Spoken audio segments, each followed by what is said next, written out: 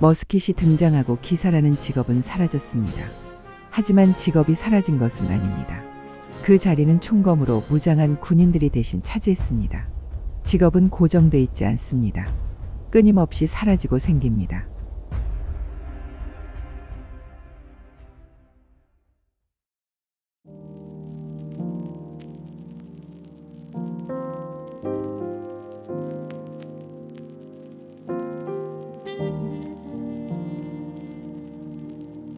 지금도 끊임없이 새로운 직업은 등장하고 있습니다. 그중엔 대중화된 직업도 많습니다.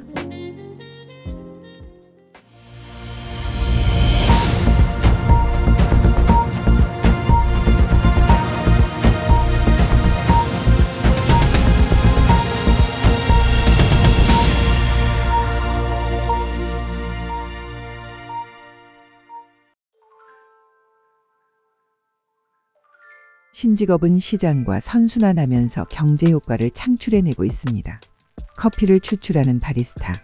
1999년 한국에 스타벅스가 진출할 때까지만 해도 직업으로 보긴 어려웠습니다. 지금은 그렇지 않습니다. 바리스타는 연평균 35,000명이 배출됩니다. 올해까지 바리스타 자격을 취득한 이들은 40만 명 이상일 것으로 예상됩니다. 그럼 바리스타는 자신들의 위치를 어떻게 생각할까요? 여기 11년 차 스타벅스 바리스타가 있습니다. 진선영 바리스타입니다. 안녕하세요. 저는 스타벅스 강북삼성병원점에서 점장으로 근무하고 있는 진선영이라고 합니다. 저희는 닉네임을 쓰고 있어서 말이라고 합니다. 예전에 제가 처음 입사했을 때만 해도 바리스타라는 직업을 얘기하면 사람들이 잘 이해하지 못했어요. 그때는 커피를 즐기는 문화가 그렇게 많지 않던 시대였어가지고 그랬는데 지금은 제가 바리스타로 근무하고 있다면 대다수의 반응은 되게 멋있다, 대단하다, 어떻게 이렇게 11년을 바리스타로 근무하고 있냐라는 반응이 거의 대부분이에요. 그래서 좀 그런 주변 분들의 반응을 볼 때 이게 좀 많이 바뀌었구나 라고 인식하게 되는 것 같습니다. 대중화된 신직업의 사례는 또 있습니다. 창업 컨설턴트, 아트 컨설턴트 등입니다. 20여 년 전만 해도 낯설었던 이 직업은 이제 신직업이라 부르기 어색할 정도로 대중화했습니다. 김영호 대표는 1세대 창업 컨설턴트입니다. 대기업을 다니던 그는 1998년 창업 컨설턴트란 신직업으로 새 인생을 출발했죠. 예비 창업자에게 필요한 경영 전략이나 철학을 알려주는 일종의 디렉터가 있어야 한다고 생각했기 때문이죠. 창업 컨설턴트로만 27년을 보낸 그는 지금 자신이 택한 직업을 어떻게 생각할까요? 신직업인으로서 창업 컨설턴트로서 제대로 자리매김을 하기 위해서 부단히 노력을 하고 있는 중입니다. 우리나라의 창업 시장은 생존하는 것 자체가 쉽지 않습니다. 한국 창업기업의 5년 후 생존율은 40%를 넘지 못합니다. 그래서 그는 창업 컨설턴트로서의 길을 자부심을 갖고 걷고 있다고 말합니다. 그가 좀 더 좋은 창업 컨설턴트가 되기 위해 힘을 쏟는 이유이기도 합니다. AI 시대에 능력 있는 창업 컨설턴트로 포지셔닝하기 위해서 저는 무단히 노력 중이고요. 제가 보는 견지에서 AI가 아무리 발전한다 하더라도 사람의 그 경험을 능가하지는 못하리라 봅니다. AI가 갖고 있는 문헌적 뉴스와 정보는 사람이 겪은 체험과 경험을 능가하지는 못하리라는 생각이 들고요. 그럼 또 한 명의 신직업인을 만나볼까요? 김선곤 아트타임즈 대표. 그는 아트 컨설턴트입니다. 고객에게 아트 작품을 추천하거나 작품 자체를 비평하는 일을 하죠. 김선곤 대표가 처음 아트 컨설턴트란 직업을 가졌을 때만 해도 불모지에 가까웠습니다. 지금은 그렇지 않습니다. 그 2010년도 그때쯤 그 안팎으로 해서 스마트폰이라든지 이제 현대기기들이 많이 들어와 그 최신 이제 변화들이 많이 있었었는데 그때 슬슬 얘기 나왔던 게 AI에 대한 얘기가 이미 있었었거든요. 지금의 상황하고 좀 비슷할 것 같아요. 챗GPT나 이런 애들이 와가지고 어떤 사람들의 어떤 지적 능력이나 로봇이 뭐 어떤 그런 것들을 다 사람들의 직업을 변화를 일으킬 때 그때 생존할 수 있는 것들이 아마 어떤 그 글을 쓰는 문예라든지 창의적으로 쓰는 부분라든지 혹은 이제 그 아트 쪽에 관련된 그림에 관련된 일들은 그래도 살아남을 수 있겠다라고 생각했었거든요. 아트 컨설턴트가 한 15, 20년 전에 비해서는 사람들이 더 많이 인식을 하고 있고, 근데 지금 이제 그 과거 20년 전, 15년 전에 좀 비해서 지금 같은 경우에는 더 세분화됐죠. 뭐 미디어 아트 관련된 혹은 뭐 작품 대여라든지 그다음에 뭐 미술품 투자.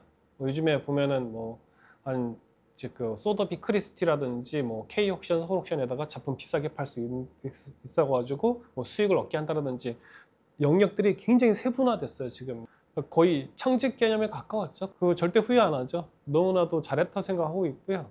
아트 컨설턴트 일을 하면서 많이 만난 분들 중에 한 직업군이 의사였던 것 같아요. 그리고 의사분들이 저를 너무 많이 부러워하셨어요. 본인들은 이 일을 손을 떼면 돈을 못 번다 그런 거예요, 의사들은. 근데 오히려 이쪽 같은 경우에는 그 투자의 개념도 있기 때문에 어떤 식으로 하느냐 이제 차이가 있다라는 거죠. 그래서 그 지금 신직업을 선택하는 분들한테 말씀드린다면은 용기 있게 한번 도전을 해보시라라고 말씀드릴 것 같아요. 제가 처음에 할 때는 직업이 아니었어요. 그렇기 때문에 그 도전을 하시는 거는 절대적으로 저는 추천드립니다.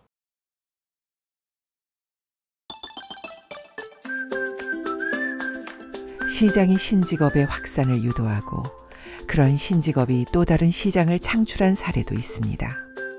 반려동물 행동교정사입니다. 국내 반려동물 시장 규모는 8조 5천억 원 수준입니다. 시장이 커지자 정부는 2024년 11월 반려동물 행동지도자 자격제도를 만들었고 그해 356명에게 자격증을 발급했습니다. 시장이 신직업의 육성을 유도한 전형적인 사례입니다. 주목할 건 여기서부터입니다. 반려동물 양육 가구가 늘어나고 반려동물의 행동을 교정하려는 수요가 창출되자 일부 지자체가 이를 공익 서비스로 보고 반려동물의 행동을 교정하는 것을 무료 서비스로 제공하고 있습니다. 신직업이 새 시장을 열었음을 상징적으로 보여줍니다. 사업을 좀 더 늘릴 계획도 가지고 있나요? 내년도 예산 편성하는 그런 기간인데 지금 아무래도 그 센터에서 있는 그 훈련사님의 원래 근로계약할 때 당시 없었던 내용인데 내년에는 저희가 따로 사업 예산을 잡아서 따로 섭외를 해가지고 그렇게 할 계획으로 있습니다. 그러면 그 반려동물 행동 지도사도 채용이 좀 되겠네요. 용역 계약이라고 해야 될까요? 진행 1년짜리로 1년 단위로 계획이 있습니다. 신직업의 꽃은 영리 분야에서만 피는 건 아닙니다. 신직업은 사회적 약자를 위한 가치 있는 도구로도 활용됩니다. 시각장애인의 권리를 새기는 점역사가 여기에 해당합니다. 점역사는 2006년 신직업에 등재됐는데 정확한 용어는 점역교정사입니다. 시각장애인이 촉각을 이용해 글을 읽을 수 있도록 일반 문자나 그림을 점자로 번역하고 교정하는 일을 합니다. 단순히 글자를 점자로 옮기는 것이 아닙니다. 문장과 맥락, 도표와 그림의 의미를 살려 한 땀 한 땀 점자를 만들고 교정합니다. 그래서 흔히 점역교정을 예술의 영역이라고 부릅니다. 8년차 중도 시각장애인인 김준영 씨는 점역사로 6년째 근무하고 있습니다. 그는 시각장애를 딛기 위해 재활을 하던 중 점역교정의 일을 해야겠다고 마음먹었습니다. 저는 그 시각장애인이 막 되고 나서 재활에 있어서 가장 중요한 게 시각장애인에게 있어서 그러니까 내가 내 스스로 글을 못 본다는 게 글을 못 쓴다는 게 너무 충격적이었고 네. 그것들을 위한 과정 중에 하나가 당연히 점자라는 언어를 배우는 것이었고 네. 점자를 배우기 시작하면서 바로 든 생각은 이 점자를 그냥 단순히 배우는 걸로 끝내는 게 아니고 우리가 눈으로 봤던 그런 과정들 일반 활자책에서 나오는 수많은 표들 그런 맥락들이 있을 텐데 네. 이것들을 점자를 어떻게 이해할 수 있지? 라고 해서 찾아보니까 겸임교정사라고 하는 시각장애인의 알 권리와 참정권이 온전히 보장되기 위해서 정책 지원을 계속 하고 있었고 앞으로도 할 거고. 그는 점역사로서 자긍심을 갖고 있다고 말합니다. 그러면서 점자를 새기는 일은 시각장애인의 권리를 새기는 일과 같다고 말했습니다. 이렇게 신직업은 다양한 경제적, 사회적 효과를 창출합니다. 때론 새 시장을 선도하는 역할을 하기도 하죠. 하지만 우리나라의 신직업 시스템은 보완해야 할 게 많습니다. 이 이야기는 신직업 보고서 3학에서 이어가겠습니다.